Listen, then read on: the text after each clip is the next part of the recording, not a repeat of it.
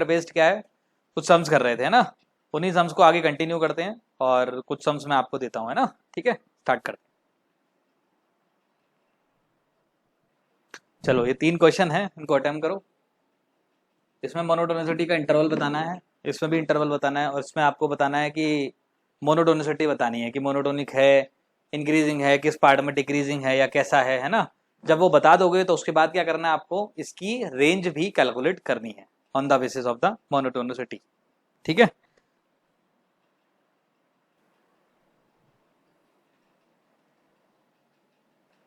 हो गया ना सबका आंसर। देखो सबसे पहले थोड़ी सी अकल लगा लो इसमें, डायरेक्टली मेहनत करोगे तो ज्यादा मेहनत हो जाएगी, है ना। एफ एक्स बराबर कितना हो गया, साइन √2 का ऊपर नीचे मल्टीप्लाई डिवाइड कर दो तो √2 sine x plus pi by 4 में ये कन्वर्ट हो जाएगा। ठीक है, हो गया कन्वर्ट। अभी इसको डिफरेंशिएट कर लो तो यहां से क्या मिला आपको, एफ डैश एक्स बराबर कितना हो गया, √2 cos x plus pi by 4। ठीक है, अब 0 से लेकर 2 पाई है, इसका मतलब एक्स प्लस पाई बाई 4 की वैल्यू क्या है, ये है पाई बाई 4 से लेकर कहां तक आपका 2 पाई प्लस पाई बाई 4, है ना।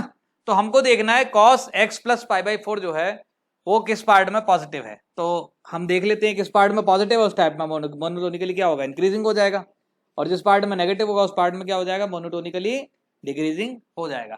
ठीक है, तो अगर आप यहां पर देखो तो जब एक्स की वैल्यू क्या रहेगी हमारी, 0 से लेकर, देखो 0 से लेकर क्या रहेगी, जब इसकी वैल्यू क्या रहेगी, 0 से पाई बाई 2 रहेगी, तो ये क्या रहेगा, कॉस वाला पॉजिटिव रहेगा। तो यहां से लिख देते हैं 0 से लेकर कहां तक, और ये पाई बाई 2 मतलब ये एक्स का वैल्यू क्या हो गया, पाई बाई 4। ठीक है, फिर उसके बाद पाई बाई 4 से लेकर कहां तक आपका ये हो गया पाई प्लस पाई बाई 4, मतलब 5 पाई बाई 4। यहां पर क्या रहेगा, ये स्लोप पॉजिटिव रहेगा, यहां पर क्या हो जाएगा, स्लोप नेगेटिव हो जाएगा। ठीक है, स्लोप मतलब ये लिखा हुआ है जो, है ना।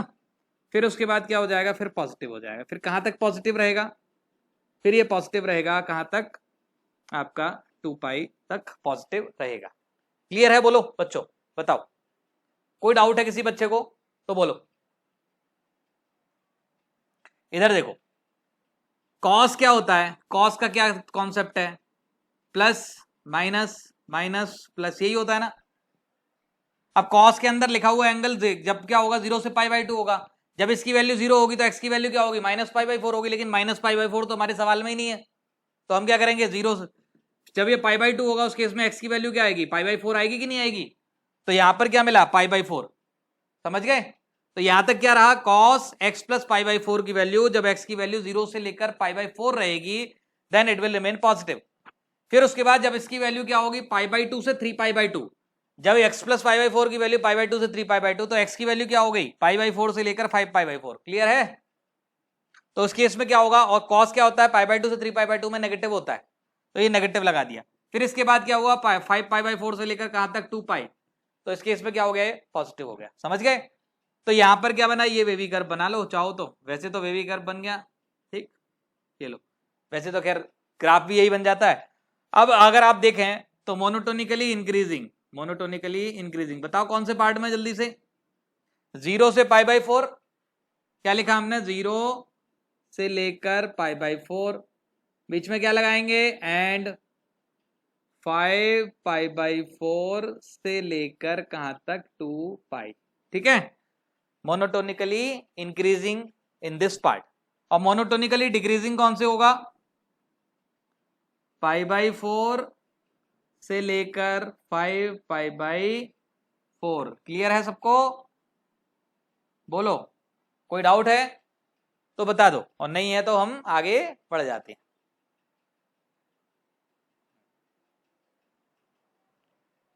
इसके बाद नेक्स्ट वाला तो मेरे ख्याल से सबका हो गया होगा, ये बाकी है अभी।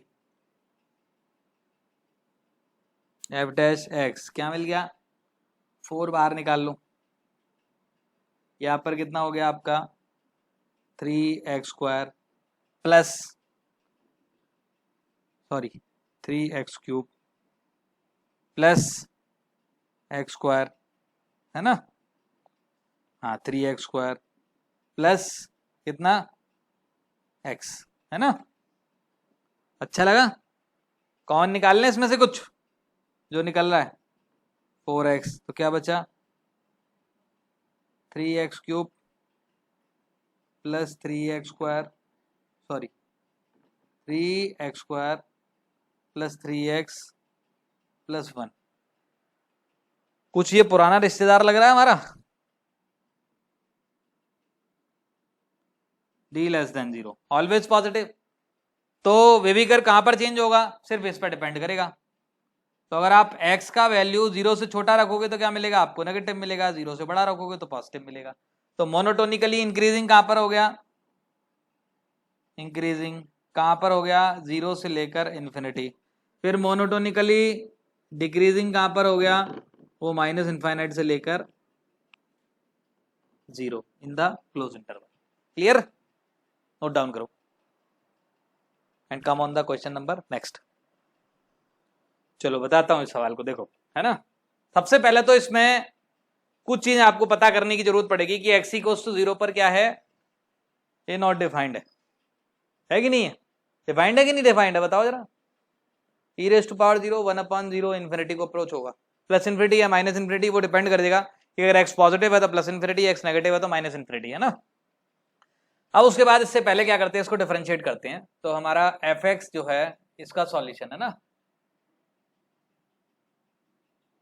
fx क्या दिया है? e raise to power x into x raise to power -1। इसको डिफरेंशिएट कर दो तो f डैश x क्या आ गया? e raise to power x bracket के अंदर x raise to power -1 minus x raise to power -2। Clear है? कोई डाउट है? इसको क्या लिख दिया? e raise to power x into x square into x -1। ठीक है? इसका आपने वेवी कर्व बनाया, तो वेवी कर्व बनाया तो e raise to power x का तो कोई रोल नहीं है। इसका रोल आएगा, इसका रोल ये आएगा कि इसका स्लोप क्या होगा? यहाँ पर इन्फिनिटी या माइनस इन्फिनिटी को अप्रोच होगा, है ना? तो x -1 हो गया। फिर उसके बाद 0 भी लिखना जरूरी है, 0, है ना? ठीक, तो 0 से आसपास आपको पता करना पड़ेगा कि स्लोप जो है वो प्लस इन्फिनिटी है फिर माइनस इन्फिनिटी है ना? तो 1 से पहले it will B negative, it will B negative. यहाँ पर होल लगा दो, ठीक है? यहाँ पर पॉजिटिव हो गया, ठीक है? मतलब 0 से जस्ट पहले नेगेटिव है, 0 से जस्ट आगे भी नेगेटिव है, और 0 पर अगर आप देखो तो ये माइनस इन्फिनिटी को अप्रोच हो रहा है कि नहीं हो रहा? अब 0 पर स्लोप माइनस इन्फिनिटी। अब 0 पर हम वैल्यू निकालते हैं। 0 पर वैल्यू निकालेंगे तो वो क्या मिलेगी? 0 प्लस पर। अब देखो, तो यहां से हमको ये तो पता चल गया कि मोनोटोनिकली जो डिक्रीजिंग है, क्या नहीं बोला आपने को कि मोनोटोनिकली, एक सेकंड, मैंने कुछ रॉन्ग तो नहीं लिख दिया? x -1 राइट है, ठीक है? मोनोटोनिकली जो डिक्रीजिंग है वो कहां पर है? माइनस इनफाइनाइट से लेकर 0, ठीक है? वो 0 पर ओपन लगेगा, यूनियन 0 से लेकर, यूनियन नहीं एंड 0 से लेकर 1, ठीक है? 1 इन द क्लोज इंटरवल लगा सकते हो आप, ठीक है? क्योंकि 1 तो क्या है, ऊपर है, तो वो इंक्लूड किया जाएगा, है ना? ठीक, फिर उसके बाद मोनोटोनिकली इंक्रीजिंग कहां पर हो गया? This will be monotonically increasing from 1 to infinity. Okay, now come on the next thing. क्योंकि आपको कुछ चीजों की जरूरत पड़ेगी, 1 पर जरूरत पड़ेगी, 0 पर जरूरत नहीं पड़ेगी वैल्यू निकालने की, तो अब अपन क्या करते हैं? ये तो हमारा हो गया मोनोटोनिकली डिक्रीजिंग और इंक्रीजिंग का इंटरवल। अब क्या करना है? इसके बाद इसकी रेंज निकालनी है। रेंज निकालने के लिए क्या करना है? सबसे पहले कुछ चीजों की जरूरत होती है। y of if x tending to minus infinity, अगर x क्या जा रहा है? माइनस इन्फिनिटी जा रहा है, तो अपन देखते हैं y कहां को अप्रोच हो रहा है। लिमिट लगा लेते हैं, limit x tends to minus infinity, e raise to power -x, e raise to power x upon x, है ना? ये माइनस इन्फिनिटी जा रहा है, इसका मतलब ये क्या जा रहा है? e raise to power minus infinity. ये क्या हुआ? e raise to power minus infinity क्या होता है? 0 होता है। e raise to power minus infinity क्या होता है? 0 होता है। ये क्या होता है? माइनस इन्फिनिटी होता है। मतलब एक बात तो कंफर्म है कि ये 0 को अप्रोच होगा, लेकिन ये 0 नेगेटिव साइड में होगा। कौन सा 0 होगा? नेगेटिव 0 बोल दो। ये 0 को अप्रोच होगा। कहां को 0 अप्रोच, क्या होगा? Approaching to 0 but from negative side. समझ में आया? 0 को अप्रोच तो हो रहा है but it will B from the negative side, ठीक है? अब इसके बाद नंबर आया किसका? नेक्स्ट नंबर पर आते हैं।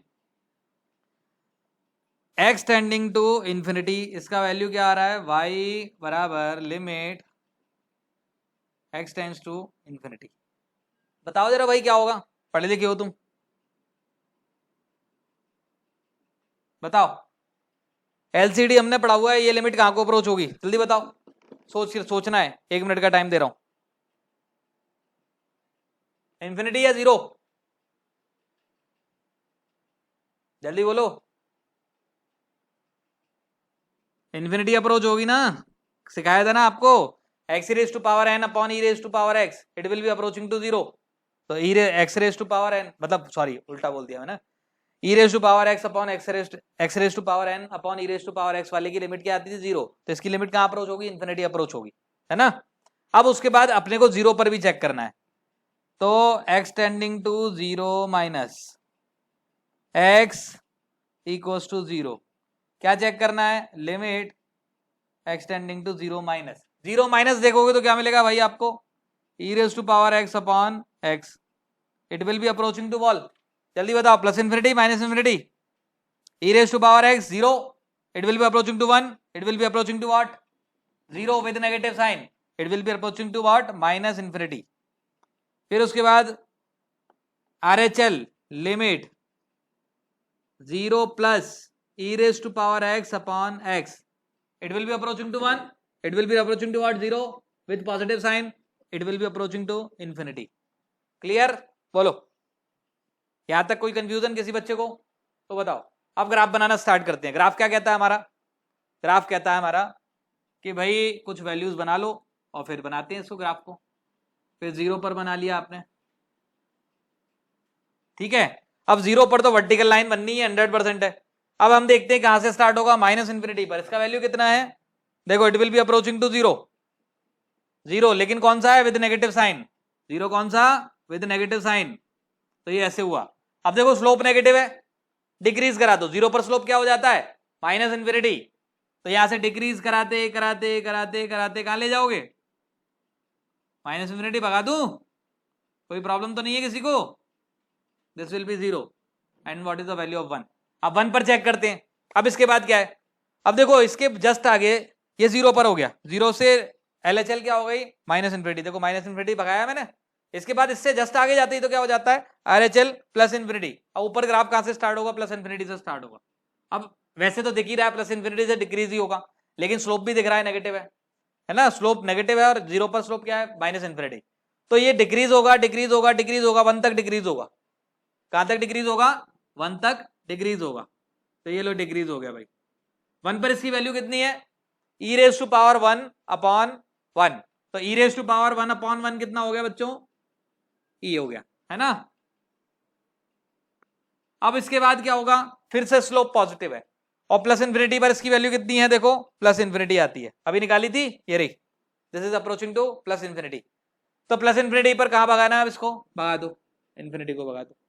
अभी रेंज पता चल गई आपको, व्हाट इज द रेंज, तो रेंज क्या हो गई, माइनस इनफाइनाइट से लेकर zero in the open interval. Zero पर क्या लगेगा, ओपन इंटरवल, क्लोज मत लगा देना, क्लोज लगा दिया तो आंसर क्या हो जाएगा, रॉन्ग हो जाएगा। Now come on the next, union. अब यहां की लोअर रेंज क्या है, ई, ई इन द क्लोज इंटरवल से लेकर infinity, this is the final answer of the range of the question.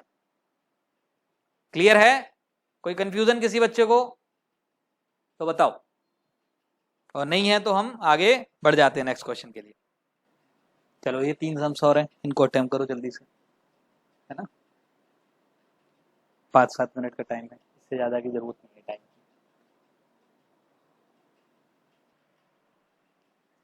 पहला वाला तो आसान है, हो गया होगा, एग्जैक्टली वन रूट बिटवीन -1 से 0। तो सबसे पहला काम तो इसमें सॉल्यूशन के लिए दो चीजें चेक करनी है, एफ एक्स बराबर x cube plus 3x plus 1, है ना।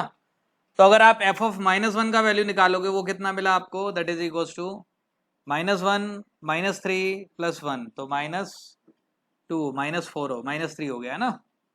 एफ ऑफ 0 का वैल्यू निकालोगे तो कितना मिला, +1। अब इसके बाद आप बोल दो कि I M V, intermediate value theorem है ना, आई एम वी टी, है ना, उससे आप बोल दो कि एटलीस्ट वन रूट होगा, कहां से लेकर कहां तक के बीच में, -1 से 0 के बीच में। अभी एटलीस्ट वन रूट हुआ है। अब इसके बाद क्या करो, इसको डिफरेंशिएट कर दो। अभी आप डिफरेंशिएट करोगे तो कितना मिलेगा, 3x² + 3, और ये क्या कहेंगे, ग्रेटर देन 0। और ग्रेटर देन 0 क्या इंप्लाई करता है, स्ट्रिक्टली इंक्रीजिंग। और स्ट्रिक्टली इंक्रीजिंग क्या इंप्लाई करता है कि अगर एक बार अगर आपने रूट अचीव कर लिया, क्योंकि कंटिन्यूस तो है ही, पॉलिनोमियल फंक्शन है, स्ट्रिक्टली इंक्रीजिंग है, इसका मतलब अगर आपने -3 पर -1 पर -1 पर इसकी वैल्यू -3 है, और +1 पर इसकी वैल्यू क्या है आपकी, 0 पर इसकी वैल्यू क्या है, +1। ठीक है, तो ये बात कंफर्म है कि -3 से लेकर यहां तक जाते समय एक बार तो कट करेगा, और क्योंकि स्ट्रिक्टली इंक्रीजिंग है इसका मतलब वापस ऊपर ही बढ़ेगा जैसे जैसे आगे जाएगा। और एक बार इसने अगर 0 अचीव कर लिया f(x) का वैल्यू, तो उसके इसके बाद दोबारा अचीव नहीं करेगा, क्योंकि ये स्ट्रिक्टली इंक्रीजिंग है। इसका मतलब क्या है, from this statement and from this statement, this polynomial equation has exactly one root in between -1 to 0। Clear है सबको, नोट डाउन कर लो।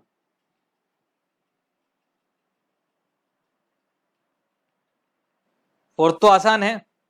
फोर्थ क्या कहता है, सॉल्यूशन। सबसे पहले तो कौन सी डिग्री इक्वेशन है, ऑड डिग्री इक्वेशन है। इसका मतलब p of -∞ it will be approaching to -∞, p of +∞ it will be approaching to +∞। इसका मतलब -∞ से लेकर +∞ के बीच में कम से कम एक रूट है। इसका मतलब कंफर्म हो गया, ऑड डिग्री इक्वेशन है, वैसे भी उसका एक रूट तो होता ही है। अब इसको डिफरेंशिएट कर देते हैं, तो f(x) क्या मिला, 7x² प्लस कितना हो गया, 7x⁶ प्लस 3x²। तो क्या मिला आपको, 7x² इंटू x² कॉमन निकाल लिया तो क्या बचा आपका, 7x⁴ + 3। अब सुनना, अगर आप ध्यान से देखो तो ये भी पूरा पॉजिटिव नंबर है, ये भी पूरा पॉजिटिव नंबर है। ये क्या होता है, एक पॉइंट पर 0 होता है, लेकिन क्या होता है, इंस्टेंट 0 होता है। मैंने आपको बताया था ना कल कि ये 0 तो होता है इसका स्लोप।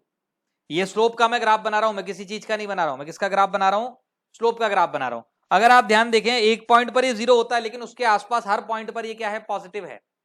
और इसकी अगर मैं बात करूं तो 0, उसके अलावा बाकी सब पॉइंट पर ये क्या है, पॉजिटिव है, स्लोप पॉजिटिव।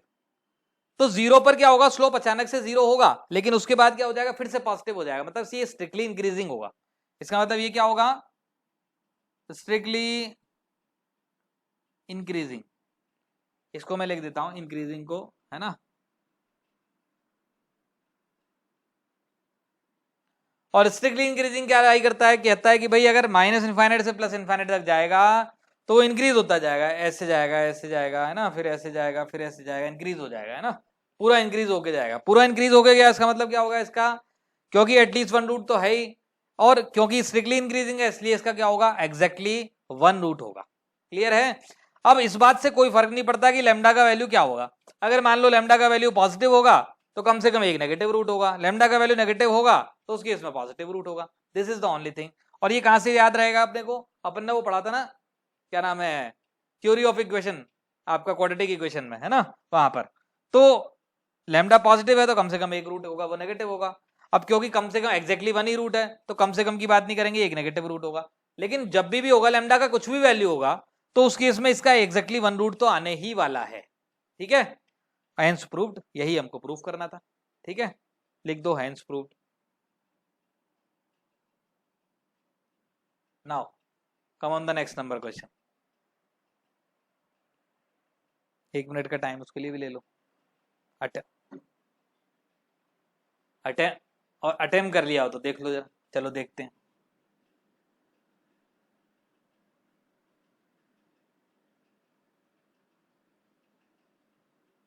सिग्नम का ग्राफ तो बनाना आता है ना सबको।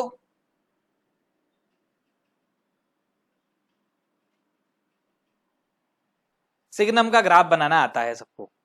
अब मुझे बताओ, ये मोनोटोनिकली इंक्रीजिंग होगा, मोनोटोनिकली डिक्रीजिंग होगा, या फिर कुछ नहीं होगा। एक बार इंक्रीज हो गया तो इंक्रीजिंग हो गया, समझ लो। ये यहां पर आया, ये कांस्टेंट है, अभी तक ये मोनोटोनिकली डिक्रीजिंग इंक्रीजिंग कुछ भी बोल सकते हो। लेकिन अगर जैसे इस वाले पॉइंट पर पहुंचा तो देखो, इससे पीछे वाले पॉइंट पर वैल्यू छोटी, इस वाले पॉइंट पर वैल्यू बड़ी, इससे आगे वाले पॉइंट पर वैल्यू बढ़ी, छोटी वैल्यू उससे आगे बढ़े, बड़ी वैल्यू फिर उससे आगे बढ़े और बड़ी वैल्यू, मतलब ये क्या हो गया, इंक्रीजिंग हो गया। क्लियर है सबको, समझ में आया? ये क्या हो गया हमारा, दिस इज इंक्रीजिंग, तो इसको क्या बोलेंगे, मोनोटोनिकली इंक्रीजिंग। इसका मतलब क्या है, अगर x2 ग्रेटर देन x1 लेते हो तो fx2 का वैल्यू जो है वो greater than equals to fx1 है, और ऐसा होते ही क्या हो जाता है, मोनोटोनिकली इंक्रीजिंग हो जाता है। और देखो ये यही प्रॉपर्टी सेटिस्फाई कर रहा है, चेक कर लो, ठीक है, ये नोट डाउन करो। तो मोनोटोनिकली इंक्रीजिंग हो गया। इसके बाद हम करते हैं कुछ क्वेश्चंस जो पैरामीटर बेस्ड क्वेश्चंस करते हैं ना, इसके नोट करो।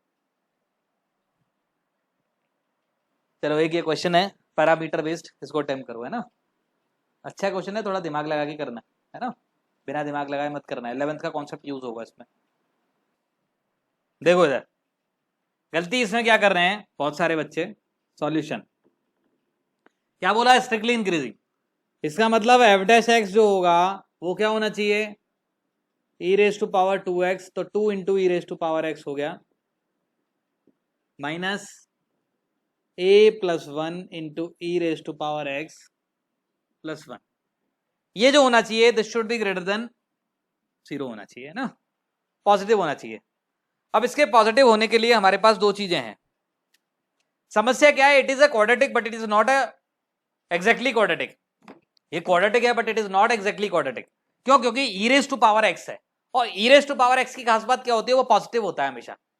तो सबसे पहली चीज जो है e raise to power x जो है वो ग्रेटर देन 0 है, इस चीज को हमको याद रखना है, ये नहीं याद रखा तो गड़बड़ हो जाएगा, ठीक है। तो यहां पर दो पॉसिबिलिटी है, नंबर फर्स्ट, या तो इसका डी लेस देन 0 हो जाए, आइदर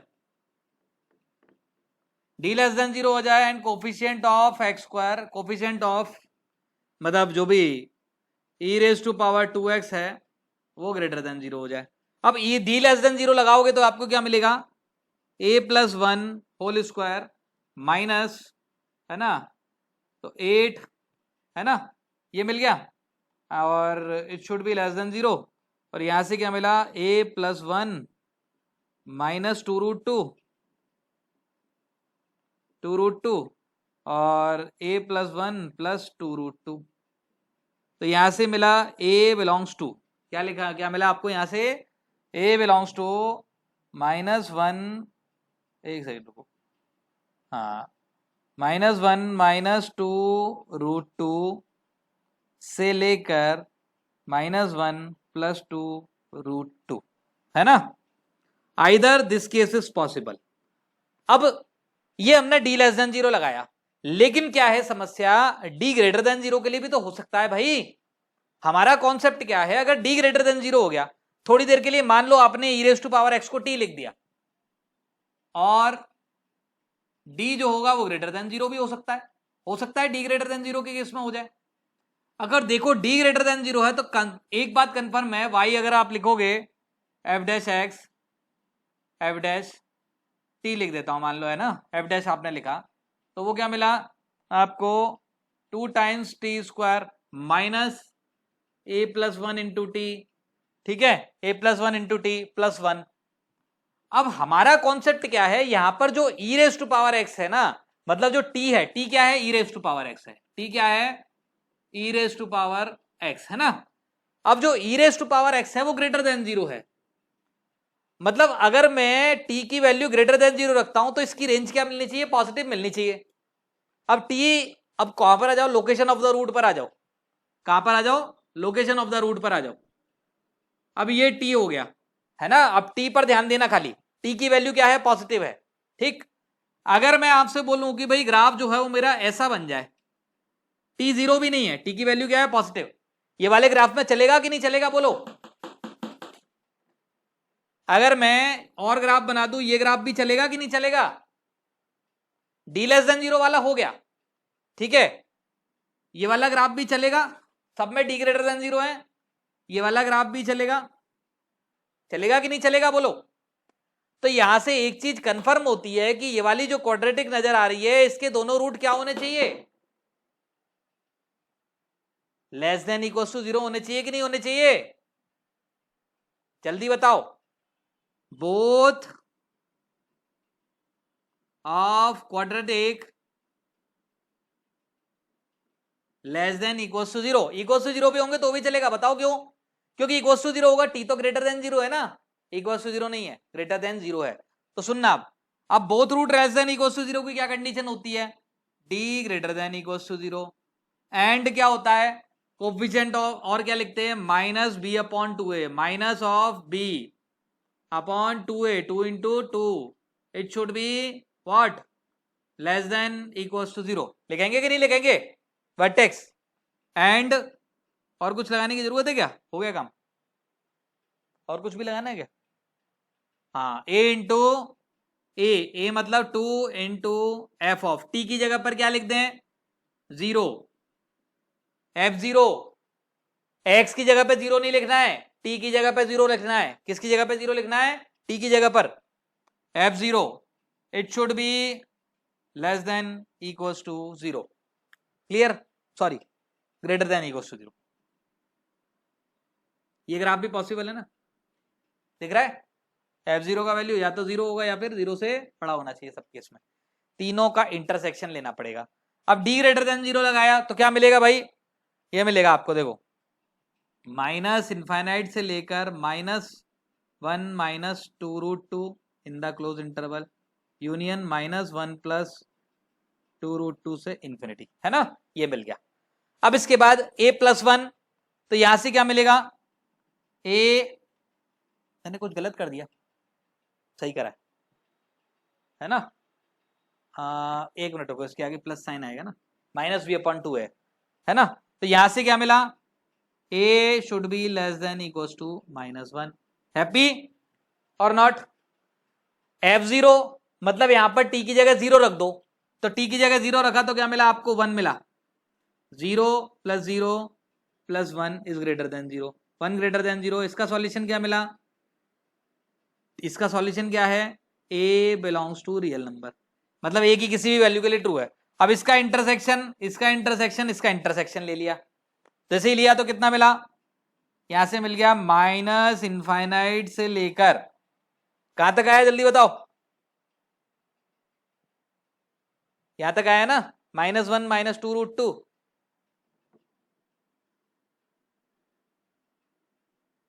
रूट टू इंटरसेक्शन, एक सेकंड रुको, मैंने कुछ रॉन्ग तो नहीं लिखा है, चेक कर लो जरा। टू रूट टू का वैल्यू कितना होता है अप्रोक्सीमेट? 2.42 माइनस वन, ठीक, जरा चेक कर लो एक बार, कुछ शायद मिस्टेक तो नहीं कर दिया है। माइनस वन से छोटा है ना, एक बार चेक करो जरा, थोड़ा सा हो सकता है छोटी मोटी मिस्टेक तो नहीं कर दी मैंने। हाँ ठीक, तो देखो दूसरे वाले का आंसर क्या आ गया, ये इसका इसके साथ इंटरसेक्शन लिया तो ये सेकंड वाले का आंसर मिल गया, ठीक है? पहले वाले का आंसर ये है। अभी क्या करना है? आइदर दिस केस और दिस केस, तो दोनों का क्या करना पड़ेगा आपको? यूनियन। जैसे यूनियन लोगे तो क्या मिलेगा? माइनस इनफाइनाइट से लेकर, देखो, minus one minus two root two close open, add हो गया, माइनस इनफाइनाइट से लेकर minus one plus two root two, this is the answer of the question, ठीक है? किसी को कुछ नहीं समझ में आया तो पूछ लो, और आ गया तो आगे बढ़। पहले वाले में लिखा है ना, ओरिजिनली आपने पहले वाले में क्या लिखा है? Two t square minus a plus one into t plus one. अब यहाँ पर इंपॉर्टेंट चीज क्या है? जो टी है वो पॉजिटिव है, तो टी पॉजिटिव में दो चीजें है, या तो क्या हो जाए, ये वाली जो एक्सप्रेशन नजर आ रही है इसका डी लेस देन जीरो हो जाए, तो डी लेस देन जीरो में क्या मिलेगा? ऐसे ऐसे ग्राफ मिल जाएंगे हमें। अब डी लेस देन जीरो हो गया और ए ग्रेटर देन जीरो हो गया, मतलब ये ऑलवेज पॉजिटिव हो गई। या फिर क्या पॉसिबिलिटी है? दूसरी पॉसिबिलिटी हमारी ये है कि जो ये जो ग्राफ बनना है ना टी में, अगर टी में ग्राफ बनाए तो टी की, क्योंकि टी की वैल्यू में पॉजिटिव ही डालूंगा, है ना, वो जीरो से बड़ी डालूंगा, तो अगर जीरो से बड़ी वैल्यूज के लिए ये वाला जो ग्राफ नजर आ रहा है एफ डैश वाला, अगर ये ऑलवेज पॉजिटिव हो जाए तो हमारा काम हो जाएगा। और इसकी वैल्यू ऑलवेज पॉजिटिव होने के लिए क्या होना चाहिए? रूट जो होने चाहिए दोनों, वो पीछे की तरफ होने चाहिए कि नहीं होने चाहिए, बताओ? जब पीछे होंगे तभी तो आगे जाके वो ऊपर निकलेगा या यहां पर टच होगा। तो हमने क्या किया, ये वाली जो एक्सप्रेशन नजर आ रही है इसका डी ग्रेटर देन जीरो हो गया, greater than equal to zero, है ना? अगर रूट रियल हो गए तो उस केस में रियल रूट भी हो, तो उस केस में कैसे रूट हो? इसके टी के नेगेटिव रूट हो, नेगेटिव रूट हो या फिर जीरो हो जाए, रूट का वैल्यू क्या हो जाए या फिर दोनों रूट जीरो हो जाए, तो उस केस में क्या होगा, नेगेटिव रूट या जीरो होने में आगे जाने पर ये ग्राफ क्या होगा, ये ऊपर हो जाएगा। ऊपर हो गया मतलब ये वाला पार्ट क्या हो जाएगा, एक्सप्रेशन पॉजिटिव हो जाएगी। पॉजिटिव हो जाएगी मतलब स्ट्रिक्टली इंक्रीजिंग हो जाएगा। इसीलिए सेकंड वाले केस में क्या किया, both root of quadratic should be less than equals to zero लगा दिया। इसमें हमने लोकेशन ऑफ द रूट लगाया और आइदर दिस केस, इसमें ये जो है ना, ये greater than equals to zero कर लो इस वाले केस में, है ना, ठीक, वो रियल नंबर के लिए आता है। ओके, तो फिर आज का लेक्चर अभी यहीं पर खत्म करते हैं। आज आप मजे करो और प्रसाद बाकी का कल मिलेगा नेक्स्ट क्लास में, है ना। चलो ओके, बाय बाय बच्चों, है ना, बाय बाय।